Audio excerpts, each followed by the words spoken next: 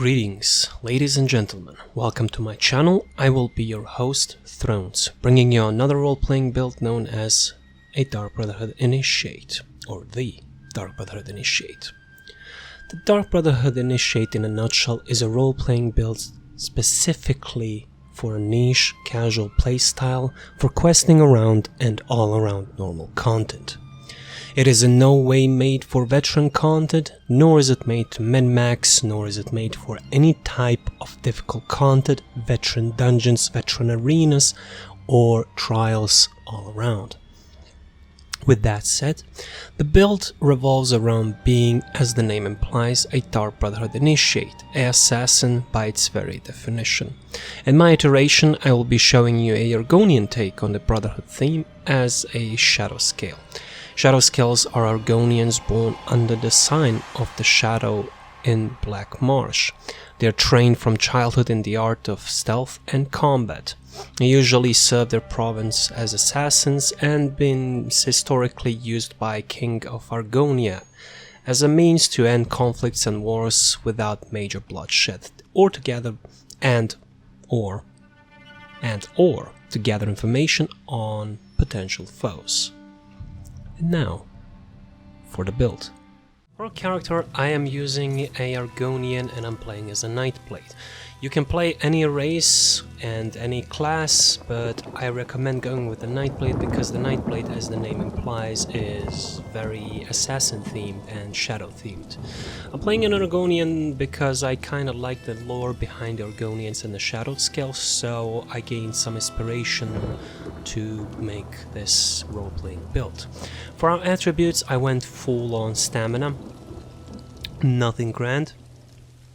For the Mundus stone, I went the Shadow. For role-playing purposes, you can go with the heck you want. However, I'm going to go with the Shadow one because lore-wise, Shadow Scales are thieves or basically assassins born under the Shadow Mundus stone and trained to be assassins.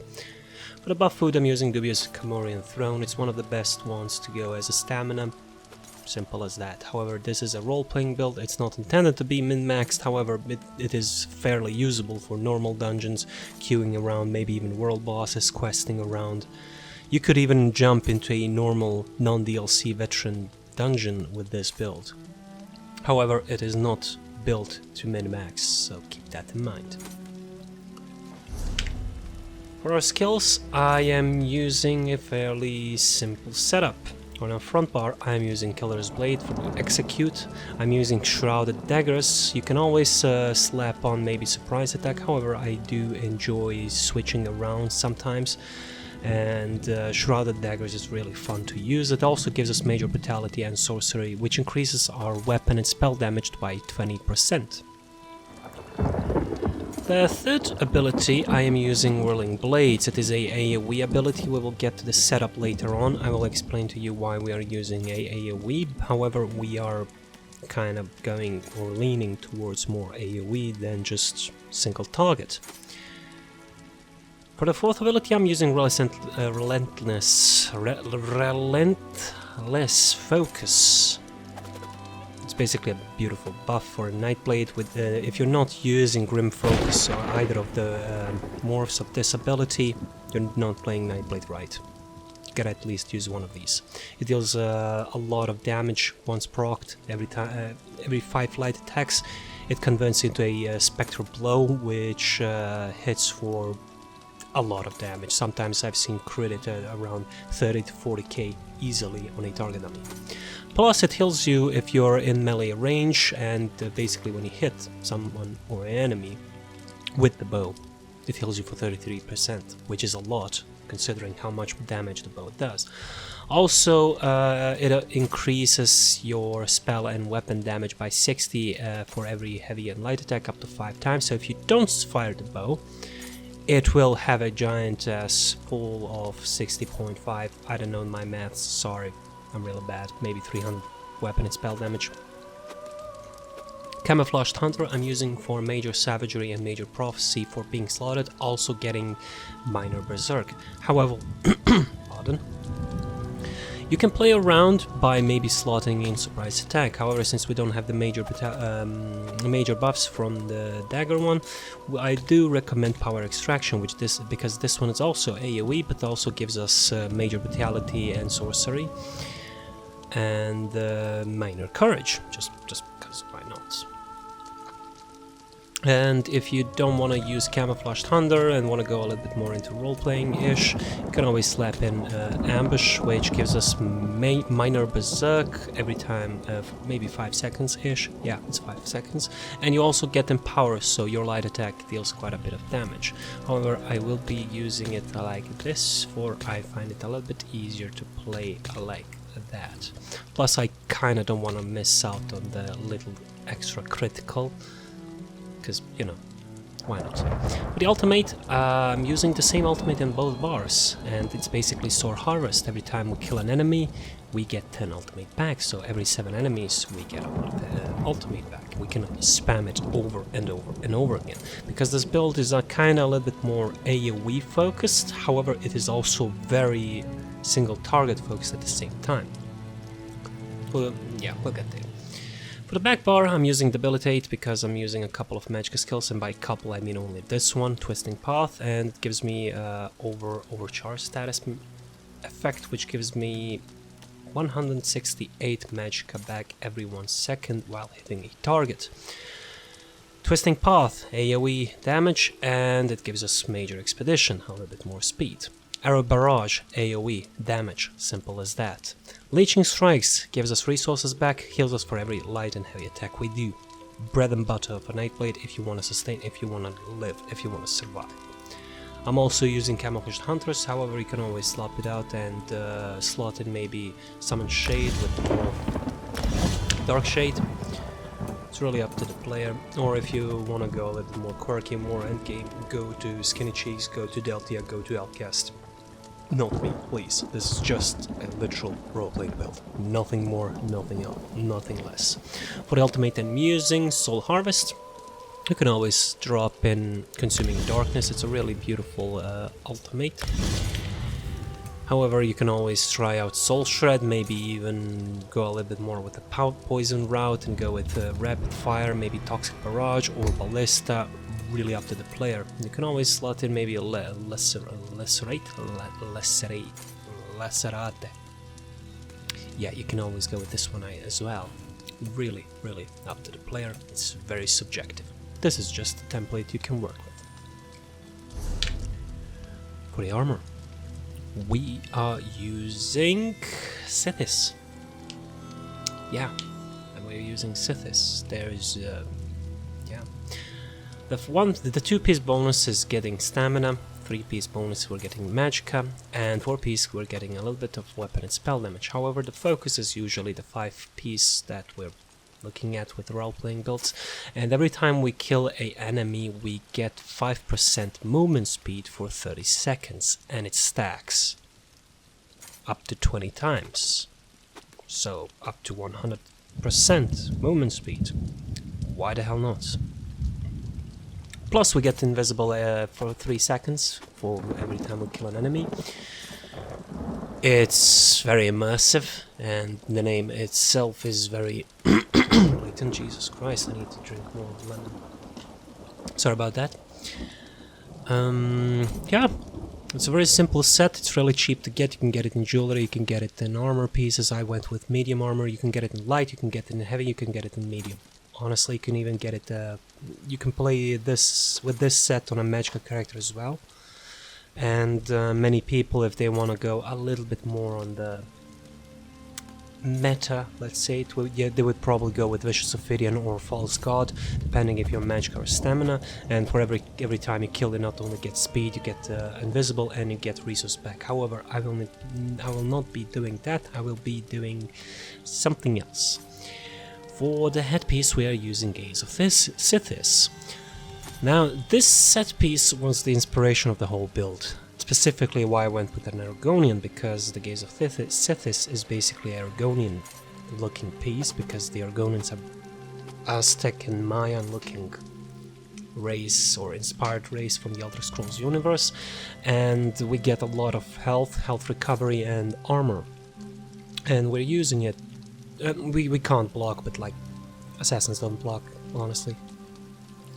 For the shoulder piece, we're using Slime Craw. It's a really easy piece to get.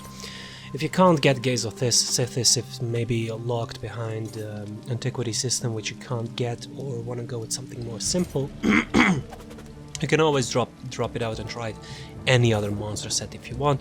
If you don't like monster set, you can always try out, I don't know, something. Yeah, Veteran. Where is it? Veteran dual wielding. You can always go with dual wielding Veteran. It's really easy to get from the Veteran arena and the reach. If you don't have the reach, you can always go with the Master's dual wielding, which is Master dual wielding, which is from the Craglorn Dragonstar arena. It's long, but it's easy, but it's really long, around 45 minutes per session. Even if you melt every single mob the moment they spawn, it's just still gonna take 45 minutes because it's really long. However, it's really nice, you can use it, go wild. And for the third set, we are using Dead Water. As I said, we are Argonians, so I tried going with more Argonian looking gear. You can always go with Vicious Ophidian, you can always go with False God, you can go with whatever the heck you want. However, I went with Dead Water, so for every kill we get 15 ultimate.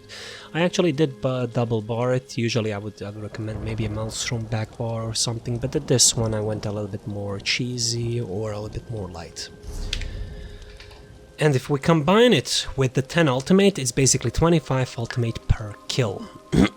This ultimate only costs 70 ultimate, so hit them one times with a light or heavy attack, use a potion and kill 2 targets, bam, it's back up again.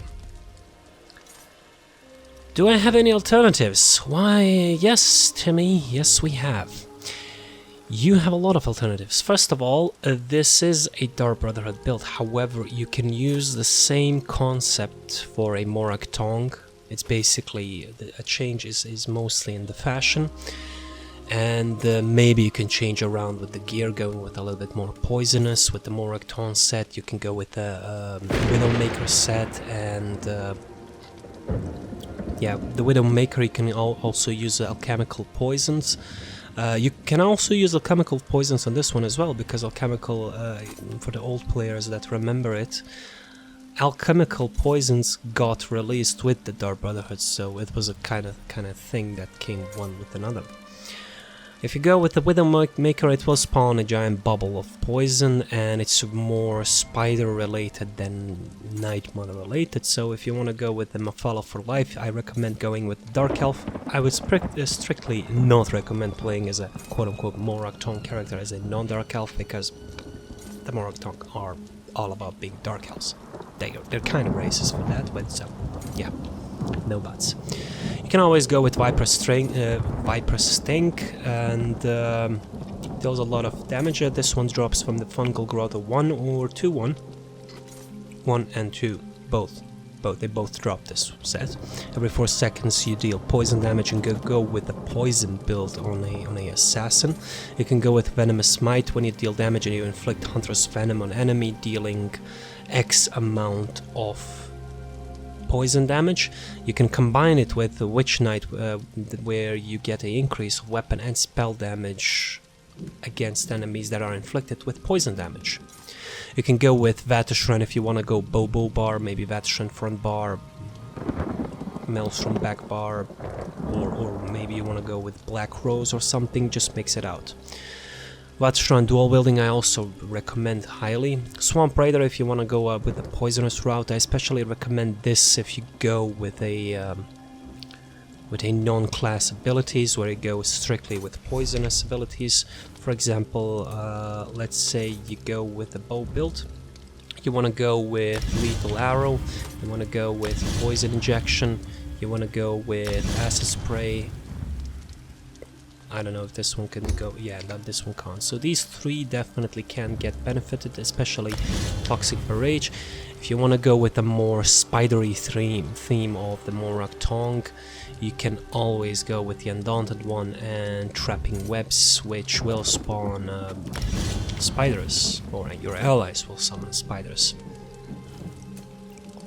Dual wielding, yeah, not so much poison here, honestly, so wouldn't recommend going with the Swamp Raider on that one. You can go with Sheer Venom. Every time you deal damage with the Execute ability. Thing is, Poison Injection is considered a Execute ability, so this will proc the set. I've seen a lot of players use it in PvP, but yeah, we're PvE right now. Plague Slinger, if you want to go with a little bit more disease, however, I really don't recommend this one. I really don't. It's Periite. It's yeah. I'll just get rid of it. Yeah. No. Night Terror. When you take melee damage, you deal poison damage. You can combine this with more poison damage on the other sets. Velodreath. This will spawn 3 toxic balls, the same balls these the Widowmaker spawns. So it's really nice. You can go with Swarm Mother as well if you want to go with the Morak Tongue theme, spawn them as well with the Morak Tongue. Shadowrend if you want to go a little bit more with the Nightingale. I did mention it in the last build, however the last build was all around sneaking rather than assassinating.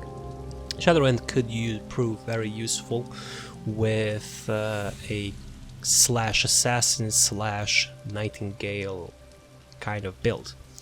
Cellatrix, basically an Earthquake. I wouldn't recommend it really. Selene summons a giant bear. Maybe if you're at the Wood Elf, maybe a Node, maybe a Warden Node could potentially stack. Prior Theatic. I actually like the visuals on this one. It spawns a giant whirlwind around the floor, so you could use it. Yeah, and if you want to potentially go maximum of the whole shtick, you can always try out Leviathan with the new set that came out with the High Isle, called the Order set. It's crafted, so farming Leviathan is really simple. Go to Crypt of Hearts 1 veteran mode, spam it until you get that jewelry purple, until you get at least 1 or 2 pieces. You can easily get some daggers there as well, because I think there's a unique dagger you can get there, and just slap it on with the new Order set and rock the critical as much as you can. You can go with Slimecraw 1 piece, this one 5 pieces, with Order 5 pieces, and then, I don't know, whatever the heck you want. Is there anything? Yes. Oh yes, Sense Thief, I forgot about this one. You get this one from the White Gold Tower. Dealing damage with a light or heavy attack draws the essence from the enemy pool near them for 5 seconds. People usually use this set in PvP. However, it is very enjoyable and very fun to use in PvE as well, because it drains the essence of enemies. You can always try out Deadlet's Assassin. The dealing damage basically yeets a couple of knives in front of you, dealing X amount of damage. Well, all in all, you can play whatever the heck you want with gear. That's a base.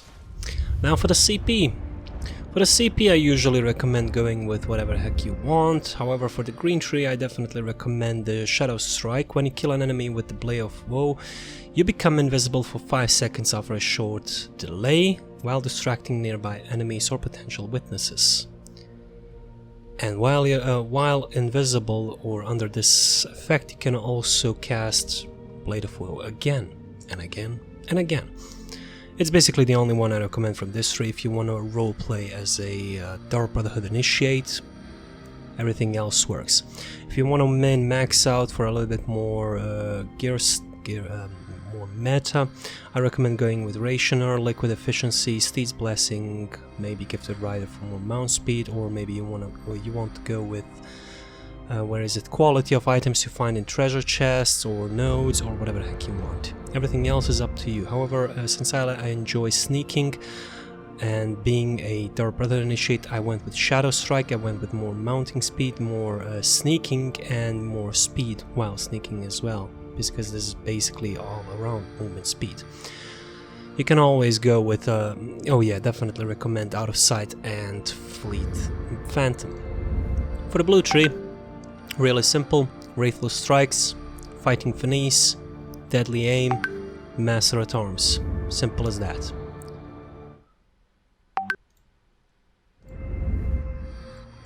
As for the red tree, we went with Health, Armor, Strategic Reserve, and Bloody Renewal. Bloody Renewal, for every kill we get stamina back, so the more enemies there are, the more ultimate you get, the more speedy you get, the more everything you get. And because of Strategic Reserve, every 10 ultimate you get 30 health recovery.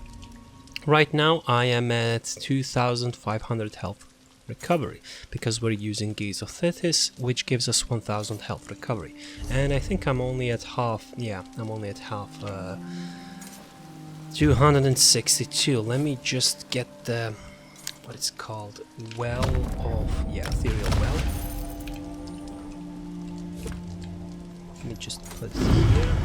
Let's see what our health recovery is. Of course, we can always boost that up. It's not really that crucial. Yeah, we are having around 3372 health recovery on this build. If we are at maximum and we do not use our ultimate. The moment we use it, we're gonna use around, well, a lot of ultimate. We're gonna a lot of health recovery. Pardon. So yeah, as for the fashion, it's a no-brainer. I went Dark Brotherhood medium on everything, including bow, which I particularly like with the hand thingy on the chest as well. You can always go with assassins as well. Assassin, yeah. I definitely enjoy the heavy-looking chest. It has these daggers on the side. It's really clean. And I actually prefer the assassin one, but it lacks the hand, except the light one. The light one actually has the hand. It's really hard to see with these current dice. So, yeah. All around, it's the medium assassins, usually the costume you get from the Dark Brotherhood questline when you just join them. Where is it? Shrouded Armor. Yeah, it's basically Shrouded Armor, it just lacks the shoulder thingies from the Assassin one. Yeah, these. It lacks these. You can always play around for Argonian, maybe you can go with Mazatun fashion, or you can go with Dead Water, or you can go with Elder Argonian. You can go with whatever heck you want. Probably a lot of players are really in love with the Sapiarch medium helmet. However, it is not immersive for me to wear something high elvish on a Argonian. Really. You can go with anything that has a hood, you can go with anything that looks like an assassin, but I definitely do prefer going with the Dark Brotherhood aesthetics on this one. For the mount, I'm also using specifically, where is it? The Doom Wolf. It's basically a Dark Brotherhood wolf. It has glowing eyes, which I particularly don't like, personally, subjectively speaking. It's definitely edgy as hell and fits the whole theme. However, I would prefer it not to have the glowing eyes, just because it kinda, you know, it's glowing eyes, come on. It's not like the other mounts are any better, but you know, personal preference. For the pet, go whatever the heck you want. For aesthetics, anything under the skins, not really, no recommendations. I'm using Murmur Fish to get this shiny part on the head and on the tail. If there is anything on the tail. No, there is nothing on the tail. For the body marking, go whatever the heck you want. For basically, it's aesthetics, you just play around with the character, try out hairstyles, and yeah. This one could look potentially really nice, or the side one, definitely no, big no. Big no. Yeah, anything else I can't use. Anyways, I like the horny parts of this one. It's really simple, really clean. So yeah. Thanks for watching, guys, and I will see you around.